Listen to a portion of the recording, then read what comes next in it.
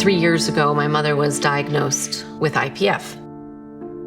It was very difficult for our family because this was a vibrant, healthy, active woman who essentially gets pretty much a death sentence. The hardest part, we have 3 kids, and calling them up and saying, I have this disease and it's progressive, there is no cure, and I was given 3 to 5 years to live. Well, I mean, when I think about my grandmother, I always just think about being at the cottage with her, you know, taking us to the beach in the summer, all those kinds of things. So she was awesome. Slowly but surely, there was, you know, a lot of coughing, whether she was at the dinner table or just speaking, and, you know, that cough would get kind of aggressive at times, and I think that's when we could, you know, start to tell that you know, it was getting a little bit worse. You could tell from her face that she was hiding it. You could see her doing the breath and then turning away from us so that maybe we didn't see it.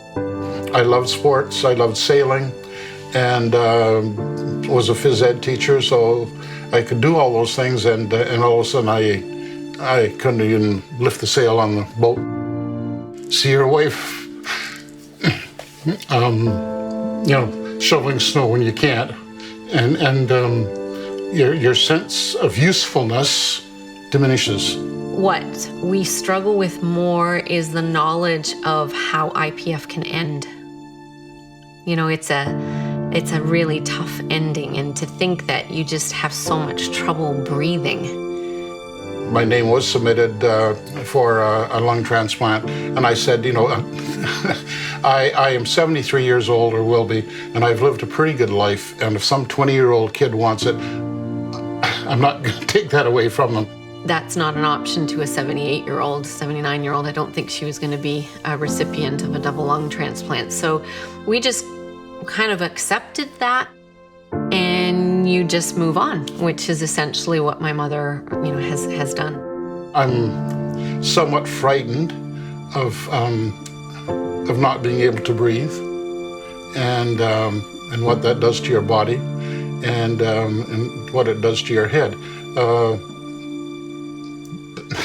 The brain is a funny thing. It causes you to think of all kinds of things you don't want to think of.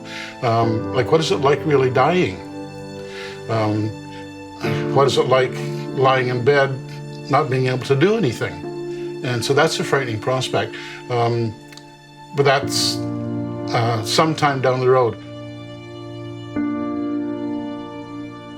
So today is today, and each month is another month. And I'll live it that way.